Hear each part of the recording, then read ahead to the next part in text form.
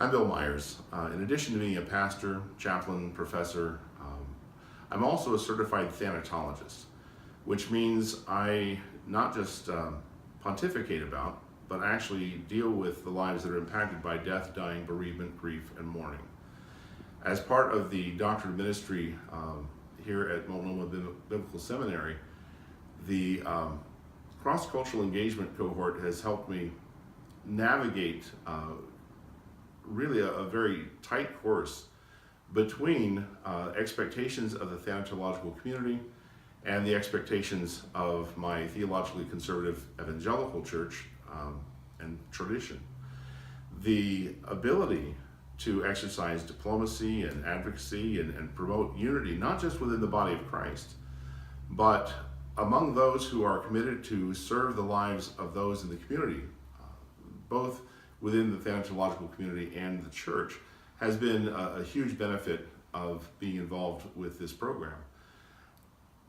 The challenge that we face is that most of us don't want to talk about the fact that any of us are mortal to begin with.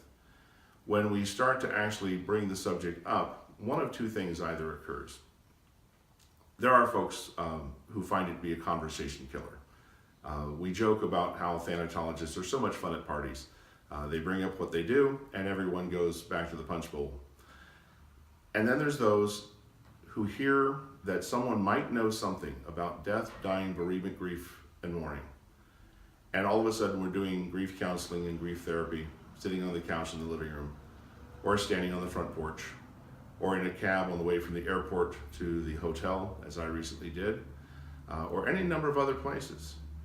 Because the idea that somebody would actually not just take the time to talk about it, but to study it and to find out what other folks are finding helpful when we have experienced the greatest, most significant losses in our lives, is of such great value that they will go anywhere and do anything to avail themselves of that advice. The challenge is very, very few understand what that looks like. I'm what that looks like. I'm one of those people that for whatever reason, God built into someone who has never really been all that afraid of asking the questions, even of the dying and the bereaved. If you find yourself in that position, wondering, what can I say? What can I do? How could I possibly be of help? There are answers to those questions, and my ability to answer those questions has been so enhanced by the last 4 years of involvement with the Doctorate of Ministry program that certainly I would give you a commercial for the cross-cultural engagement cohort there.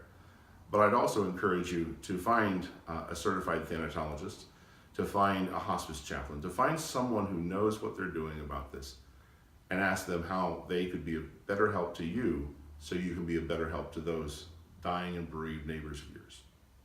Thanks.